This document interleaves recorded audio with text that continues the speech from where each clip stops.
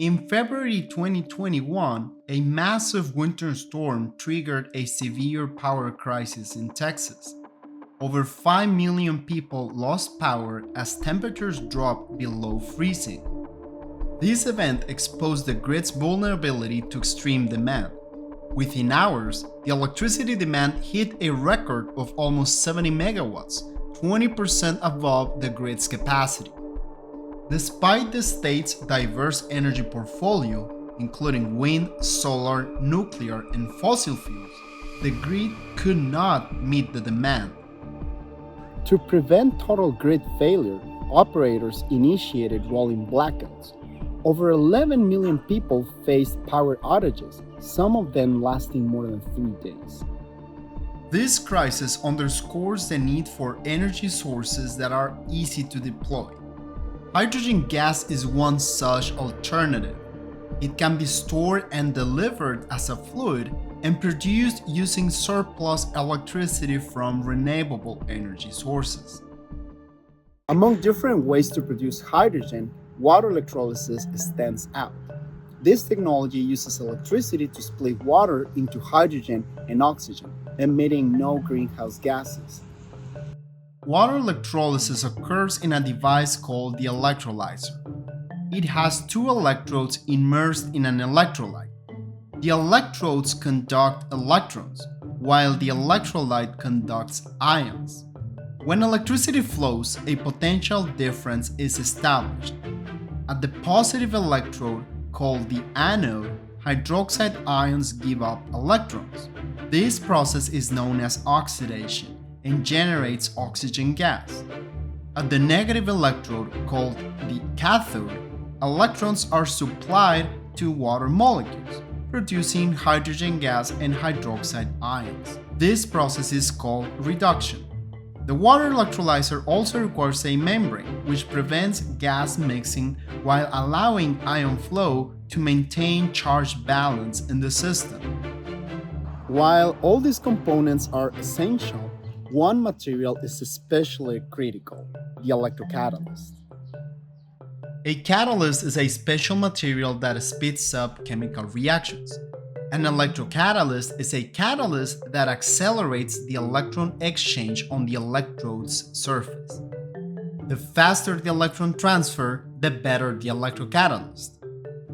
Everyone is searching for the ideal electrocatalyst, a material capable of reshaping industry, but we already have effective options. The real challenge is ensuring these materials survive the harsh conditions out there. Take the Texas power crisis as an example. Imagine ramping up water electrolyzers to support the peak demand or shutting them down after storing excess renewable energy. Electrocatalysts must endure such dynamic conditions, no matter how good they are. My work focuses on developing analytical tools to study electrocatalyst transformations in real time.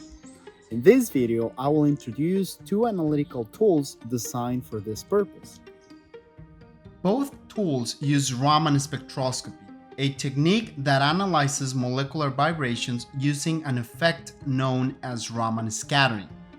Photons from monochromatic light, a laser for example, are shined over a surface. The laser light interacts with the molecular vibrations of the material surface. This interaction shifts the energy of the light, a phenomenon called inelastic scattering. Scattered photons have a different energy from those of the incident photons, and because of the conservation of energy, the material gains or loses energy in the process.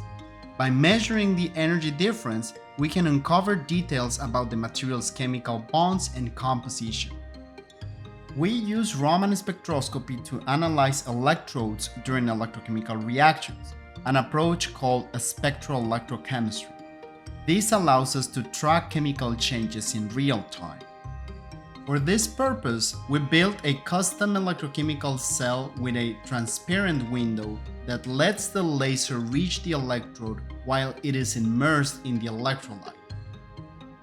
Using Raman spectroscopy, we studied the formation of two chemical species on the anode of a water electrolyzer. nickel hydroxide, and nickel oxyhydroxide. We deposited a thin layer of nickel oxyhydroxide onto a screen-printed gold electrode. Rough gold surfaces amplify the signal through a process called surface-enhanced Raman spectroscopy. Incident light resonates with oscillating electrons on the metal surface. If these oscillations are perpendicular to the surface, the Raman signal of the surface species is amplified. This setup allowed us to study the spontaneous conversion of nickel oxyhydroxide into hydroxide during simulated electrolyzer shutdowns. First, we oxidized water using the nickel oxyhydroxide electrode. Then, we apply a reverse current to mimic the electrode discharge that occurs during shutdown conditions. As shown in this plot, the electrode potential drops over time.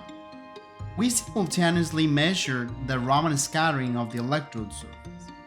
Raman spectra reveal distinct bands for nickel oxyhydroxide at the beginning. At a certain point, the potential drops sharply, and the Raman bands shift, indicating the formation of nickel hydroxide. Nickel hydroxide is less conductive and less effective as an electrocatalyst. Eventually, the electrode reaches negative potentials, transforming the surface into a metallic phase. But why is this measurement so important? This method reveals how fast nickel oxyhydroxide transforms into a less active catalyst. Our method can be utilized to detect chemical transformations that could impact the lifetime of the electrocatalyst during electrolyzer shutdowns. The second tool uses Raman spectroscopy to look at the electrolyte near the electrode surface. Water splitting reactions change the composition of the electrolyte. Water oxidation consumes hydroxide ions, making the solution more acidic. Meanwhile, water reduction produces hydroxides, increasing the pH. Since the electrolyte composition varies as we move away from the electrode surface, a pH gradient forms.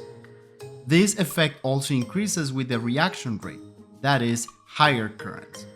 As more electrons are supplied, more water molecules react, leading to a greater change in the local pH. To study this effect, we added phosphoric acid to the electrolyte. Phosphoric acid changes its form depending on the pH. As the pH becomes more alkaline, it deprotonates, eventually becoming phosphate. Each form has distinct Raman peaks, so we can estimate the pH by measuring the ratio of these peaks. Again, we built a flow cell for this experiment, where the electrolyte continuously circulates to remove gas bubbles. This setup mimics real operating conditions and it's called an electrochemical flow cell. So we place the flow cell below the objective of the Raman microscope and use it to vary the location of the laser. This let us collect spectra at various distances from the surface in real time during water splitting reactions. This plot shows Raman spectra collected at different currents, representing varying reaction rates for water oxidation and reduction. Peaks for phosphate species exhibit different intensities depending on the applied current. Using a calibration curve, we can convert the ratio of these peaks into pH values. Here, we see the pH at different currents. We can see that water oxidation creates a more acidic environment as hydroxide ions are consumed. On the other hand, water reduction increases the pH as hydroxides are produced. This plot shows how the pH changes as we move the laser closer to the surface at 2 electrolyte flow rates.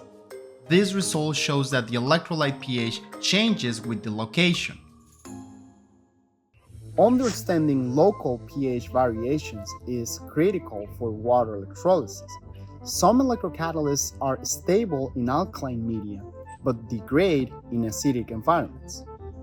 This research aims to advance water electrolysis, ensuring these technologies can withstand the challenges posed by industry, weather, and society. We're continuously improving these analytical tools so we can get better technologies to reshape our society.